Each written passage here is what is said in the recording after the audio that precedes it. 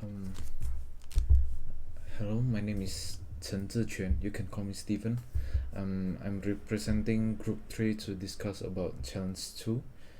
And our challenge is to find matrix L, lower triangular, and U, upper triangular, such that A equals to LU. First, we random matrix of different sizes are created and their elements are taken from a conventional Gaussian distribution. This matrix creation prepares the ground for our investigation, and to do this we implement both the traditional and recursive LU decomposition algorithms in Julia. We also investigate the characteristics and architectures of matrices for which a recursive method can be useful. Okay, so LU decomposition, a mathematical process to factorize a square matrix into upper and lower triangular matrix. The code in Julia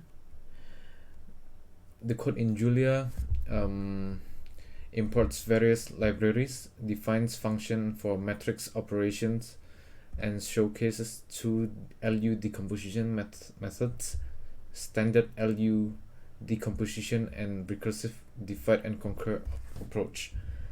The code generates random matrices and computes LU decomposition, printing the original matrix and the resulting upper and lower triangular matrices. It also includes benchmarking using the B time macro to measure execution times. Okay, so the next one is recursive LU decomposition.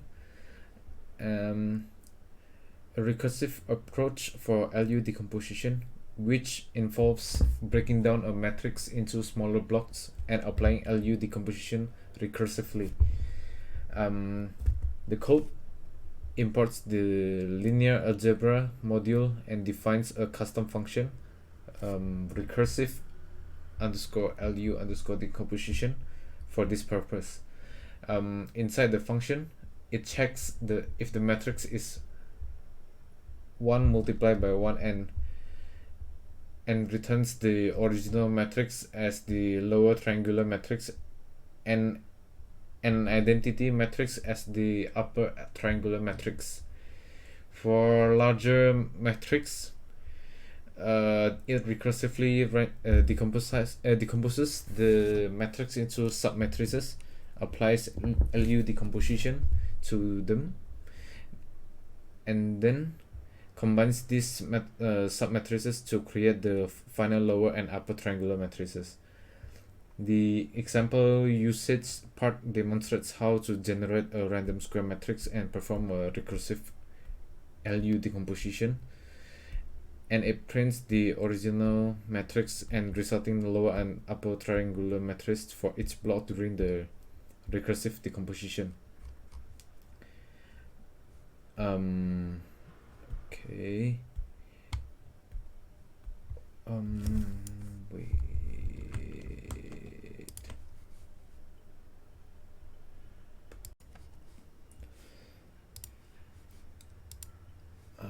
The next one is multi-level decomposition, an extension of recursive LU decomposition for a square matrix. This method decomposes the matrix into multiple lower L and upper U components at different levels. It implemented as a custom function in code, utilizing the linear algebra module. The function takes a matrix and the number of decomposition level as input, and it calculates L and U matrices at each level by dividing the matrix into blocks and performing LU decomposition. The resulting L and U matrices are stored in a list of each level. Example usage code demonstrates how to apply this technique to a random matrix and display the results. Okay. The last one is custom method called the block LU decomposition. which divides a square matrix into fixed size blocks and applies LU decomposition to each block individually. This approach can be beneficial in scenarios where block-wise decomposition is desired. The code imports the linear algebra module and defines a custom function called custom block LU decomposition and outlines its functionality. The function takes a square matrix A and the size of each block as input, and it iterates through the matrix in block size steps, performing LU decomposition on each submatrix.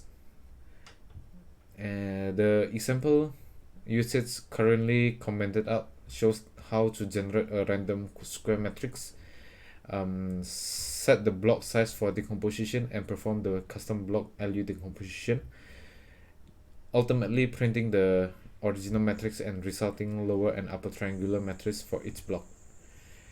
Compare the results, and